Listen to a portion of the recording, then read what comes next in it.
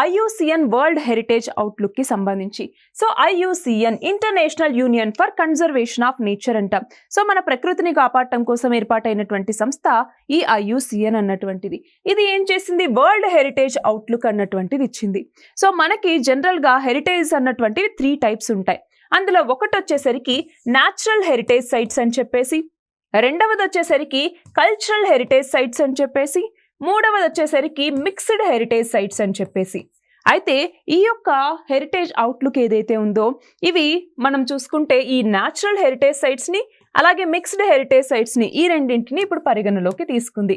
Cultural heritage సైట్స్ని తీసుకోలేదన్నమాట. మొత్తం చూడండి 1157 సహజ మరియు మిశ్రమ ప్రపంచ వారసత్వ ప్రదేశాలను ఇక్కడ పరిగణలోకి తీసుకోవటం జరిగింది. మరి 80% కంటే ఎక్కువ మంది ఈ వాతావరణ సంబంధిత ముప్పుల్ని ఎదుర్కొంటున్నాయి.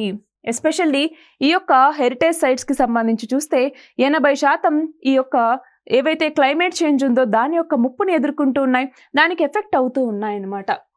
మరి ఇక్కడ చూడండి భారతదేశం యొక్క లైఫ్ మిషన్, లైఫ్ అన్నటువంటిది మన భారతదేశం తీసుకొచ్చినటువంటి ఇనిషియేటివ్. ఏంటి అది, లైఫ్ స్టైల్ ఫర్ ఎన్విరాన్మెంట్ అనేసి పిలుస్తాం.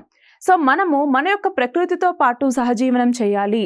సో అంటే ఎక్స్ప్లాయిటేషన్ అన్నటువంటిది తగ్గించి ప్రకృతి విధానంలో మనం ముందుకెళ్ళాలి అన్నటువంటి ఇనిషియేటివ్ ఈ యొక్క లైఫ్ మిషన్ అన్నటువంటిది. అది మాత్రమే కాకుండా వన్యప్రాణుల రక్షణ చట్టానికి తీసుకొచ్చినటువంటి సవరణ కావచ్చు, అట్లానే కున్మింగ్ మాంట్రియాల్ ప్రోటోకాల్ ఏదైతే ఉందో గ్లోబల్ బయోడైవర్సిటీ ఫ్రేమ్వర్క్ అనేసి, సో వీటన్నింటికి అలైన్ అయ్యి ఈ యొక్క గ్లోబల్ హెరిటేజ్ అవుట్లుక్ని IUCN అన్నటువంటిది ఇవ్వటం జరిగింది.